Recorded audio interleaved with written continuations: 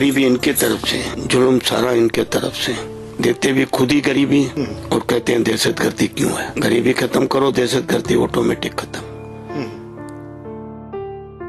Abdul Sattar Edhi, founder of biggest welfare organisation in Pakistan. आज की generation में मैक्सिमम लोग इन्हें नहीं जानते, शायद कहीं पर नाम सुना हो या पढ़ा हो। पाकिस्तान में हजारों एम्बुलेंसेज सड़कों पर इनके नाम से चल रही हैं, जो कि फ्री ऑफ कॉस्ट लोगों की मदद कर रही हैं। एधी एम्बुलेंसेज पूरी दुनिया का सबसे बड़ा फ्री प्राइवेट एम्बुलेंसेज नेटवर्क है। जी हाँ, आपने सही सुना, दुनिया का सबसे बड़ा एम्बुलेंसेज नेटवर्क। ये शख्स पाकिस्तान का असल सुपर हीरो है। एधी फाउंडेशन पूरे पाकिस्तान में यतीम और खोए हुए बच्चों को और मजदूर लोगों को शेल्टर प्रोवाइड करता है। अब्दुल सित्तार एधी ने अपनी पूरी जिंदगी सिर्फ वेलफेयर के कामों में और लोगों की मदद करने में गुजार दी। इनफैक्ट अपनी आखिरी सांसें लेते वक्त भी उन्होंने लोगों के बारे में ही सोचा। बट उनकी जिंदगी में ऐसा क्या हुआ कि उनके दिल में इंसानियत और दूसरों की मदद करने का जज्बा पैदा हो गया। सो वेल, इस वीडियो में तुम पाकिस्तान के रियल हीरो के बारे में जानने वाले हो और आई होप तुम जरूर कुछ ना कुछ तो सीख कर ही जाओगे। सो वीडियो को लाइक और चैनल को सब्सक्राइब जरूर कर देना। Let's go.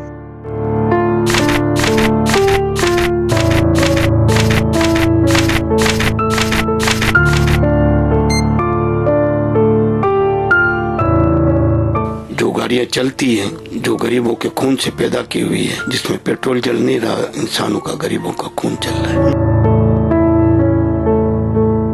अब्दुल सित्तार एधी 28 फरवरी 1928 को गुजरात में पैदा हुए। उस वक्त क्योंकि पार्टीशन नहीं हुई थी, इसलिए इंडिया और पाकिस्तान इकट्ठा ही था। अब्दुल सित्तार एधी गुजरात में एक मेमन मुस्लिम फैमिली में पैदा हुए। मेमन लोग ज्यादातर अपने बिजनेस की वजह से जाने जाते हैं, ये कारोबारी लोग होते हैं। सो अब्दुल सित्तार के फादर का भी रिटेल ट्रेड का बिजनेस था। यूँ समझ लो 1 या 2 दुकानें थी। यूँ समझ लो कि अब्दुल की फैमिली ना तो ज्यादा गरीब थी और ना ही ज्यादा अमीर थी, एक अपर मिडिल क्लास फैमिली। क्योंकि अगर उस दौर के हिसाब से देखा जाए तो उनकी फैमिली एक सही पोजीशन पर थी। मुझे तो खुदाई फकीर कहते हैं कि ये तो खुदाई फकीर।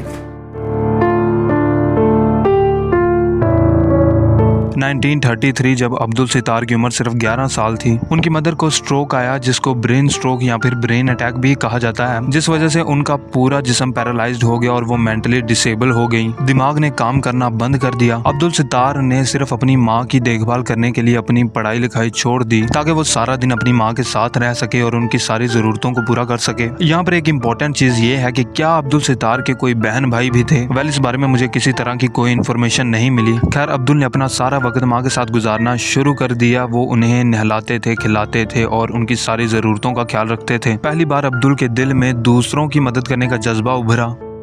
मुझे तो जाना भी ऐसे जन्नत में, क्योंकि जन्नत में तो खुशहाल लोग होंगे, तो मैं जन्नत में जाके दुखियों की खिदमत करूंगा।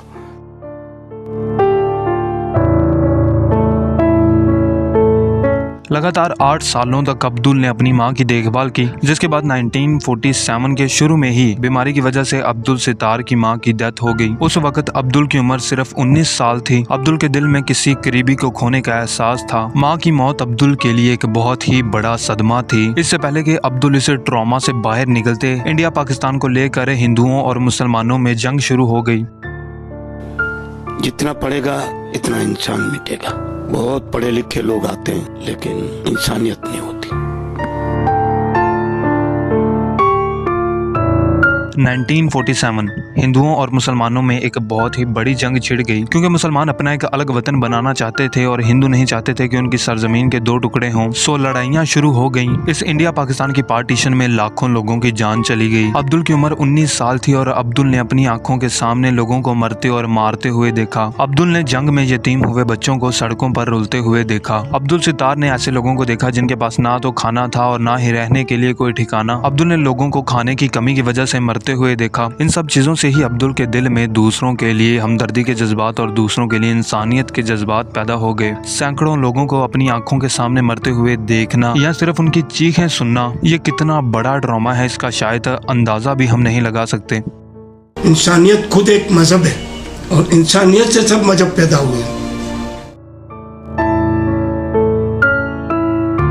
अब्दुल सितार एधी अपनी फैमिली के साथ गुजरात से सही सलामत कराची पहुंच गए पाकिस्तान में, जहां पर उनके पास रहने के लिए एक घर तक नहीं था। अब्दुल सितार ने बहुत सारी अजीबोगरीब सी छोटी मोटी नौकरियां की ताकि अपना और अपने घर वालों का पेट पाल सके। इसके अलावा अब्दुल ने उन सब लोगों को भी अपनी जिंदगियों के लिए जीने के लिए स्ट्रगल करते हुए देखा जो कि इंडिया से पाकिस्तान माइग्रेट करके आए थे। अपने जिंदगी के इस तजुर्बे से अब्दुल सितार को ये समझ में आया कि इंसान को सिर्फ अपना पेट भरने के लिए कितना ज्यादा सफर करना पड़ता है, कितनी ज्यादा मुशक्कत करनी पड़ती है। और इस तरह से अब्दुल सितार में अपने लोगों के लिए कुछ करने का जज्बा पैदा हुआ। सो इन तीनों चीजों ने अब्दुल को एक जीने का मकसद दिया। पहला माँ का पैरालाइज्ड हो जाना, दूसरा पार्टीशन वॉर और तीसरा गरीबी।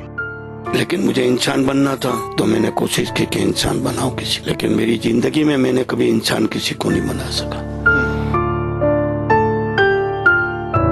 पार्टीशन के 4 साल बाद 1951 अब्दुल सितार की उम्र सिर्फ 23 साल थी जब उन्होंने एक free of cost dispensary start की ताकि लोगों की मदद कर सकें। यह डिस्पेंसरी अब्दुल सितार ने अपनी ही मेमन कम्युनिटी के लोगों की सपोर्ट और मदद से शुरू की थी। आहिस्ता आहिस्ता mouth to mouth Abdul Sitar का ये चैरिटी का काम आसपास के इलाके में मशहूर हो गया और आहिस्ता आहिस्ता काफी लोग एधी फाउंडेशन को डोनेशन देने लगे ताकि ज्यादा से ज्यादा लोगों की मदद की जा सके। आहिस्ता आहिस्ता अब्दुल सितार ने वॉलंटियर्स रख लिए जो इस चैरिटी के काम में अब्दुल सितार जितने ही पैशनेट थे, और दिन ब दिन अब्दुल सितार का ये नेकी भरा काम मशहूर होता गया और बढ़ता गया।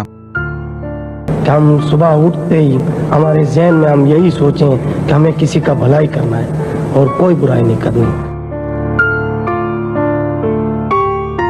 6 साल बाद 1957 में जब अब्दुल सितार की उम्र सिर्फ 29 साल थी, पूरी दुनिया में एशियन फ्लू एपिडेमिक फैल गया। इसके साथ साथ ये फ्लू पाकिस्तान में भी बुरी तरह से फैल गया। 1957 में इस फ्लू ने दुनिया भर में 30 लाख के करीब लोगों की जानें ली। इस बीमारी की सूरत में पाकिस्तान को एक एक्सेसिबल और एक एफिशिएंट इमरजेंसी मेडिकल सर्विस की जरूरत थी ताकि ज्यादा से ज्यादा लोगों को टाइम पर अस्पताल पहुंचाया जा सके। सो मौके की मुनासिबत देखते हुए अब्दुल सितार एधी ने अपनी पर्सनल सेविंग्स और डोनेशन के पैसों को मिलाकर एक एम्बुलेंस खरीदी और काफी सारे लोगों को सही वक्त पर हॉस्पिटल पहुंचाकर उनकी जानें बचाई।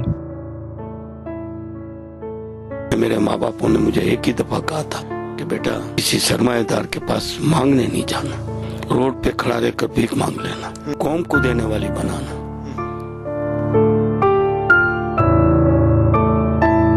1957 में खरीदी हुई एक एम्बुलेंस सिर्फ एक बीज था। आहिस्ता आहिस्ता एधी फाउंडेशन के साथ और ज्यादा एम्बुलेंसेज जुड़ने लगी। कुछ ही सालों में हर इमरजेंसी जगह पर एधी फाउंडेशन की एम्बुलेंसेज ही नजर आने लगी। आहिस्ता आहिस्ता लोगों का इन पर एतमाद बढ़ता गया और ये एम्बुलेंसेज हर इमरजेंसी में लोगों की लाइफलाइन बन गई, स्पेशली उन इलाकों में जहाँ पर हेल्थ केयर एक्सेस बहुत ज्यादा लिमिटेड है। बहुत ज्यादा विजिबिलिटी और ट्रस्ट की वजह से बहुत ज्यादा डोनेशन आने लगी और आहिस्ता आहिस्ता एधी फाउंडेशन दुनिया का सबसे बड़ा एम्बुलेंस नेटवर्क बन गया जो कि 24/7 बिल्कुल फ्री ऑफ कॉस्ट अवेलेबल है। पूरे पाकिस्तान में एधी फाउंडेशन की 2000 के करीब व्हीकल्स हैं। सिर्फ गाड़ियां ही नहीं, इनके पास एयर एम्बुलेंसेज भी हैं जैसे कि जहाज और हेलीकॉप्टर। इसके अलावा मरीन एम्बुलेंसेज भी हैं जैसे कि बोट्स वगैरह। बट ये स्पेशल एम्बुलेंसेज सिर्फ किसी नेचुरल डिजास्टर के मौका पर ही यूज होती हैं लोगों को रेस्क्यू करने के लिए। मैं रोड पे खड़ा रहता हूँ तो रिक्शा ड्राइवर, टैक्सी ड्राइवर, कागज चुनने वाला, आम आदमी, नौकर और मुझे देते हैं।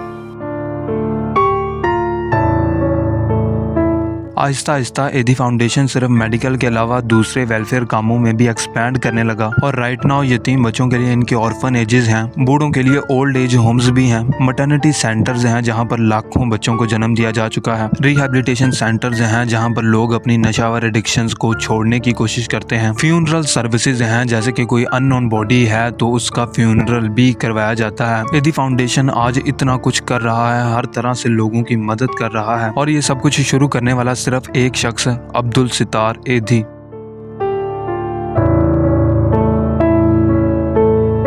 अब्दुल सितार एधी ने अपनी पूरी जिंदगी वेलफेयर के कामों में यानी कि लोगों की मदद करने में, लोगों की खिदमत करने में गुजार दी। इनफैक्ट अपनी आखिरी सांसें लेते वक्त भी वो दूसरों का ही भला सोच रहे थे। 8 जुलाई 2016 अब्दुल सितार एधी की किडनी फेलियर की वजह से डेथ हो गई। उस वक्त उनकी उम्र 88 साल थी। मरने से पहले अब्दुल सितार एधी थोड़ी देर के लिए वेंटिलेटर पर रहे तो उन्होंने एक ख्वाहिश जाहिर की कि अगर वो मर गए तो उनके ऑर्गन्स को भी डोनेट कर दिया जाए। बट क्योंकि उनकी एज काफी ज्यादा हो गई थी इसलिए उनके सारे ऑर्गन्स की मेडिकल कंडीशन ठीक नहीं थी। आई मीन ऑर्गन्स डोनेट करने के काबिल नहीं थे, सिर्फ उनकी आंख का कॉर्निया डोनेट करने के काबिल था। कॉर्निया बेसिकली आंख के फ्रंट सरफेस एरिया को कहते हैं जो कि रोशनी को अंदर आने देता है। सो अब्दुल सितार एधी की आंखों के कॉर्निया को डोनेट कर दिया गया। सो इस तरह अब्दुल सितार एधी मरते वक्त भी किसी की आंखों की रोशनी की वजह बन गए।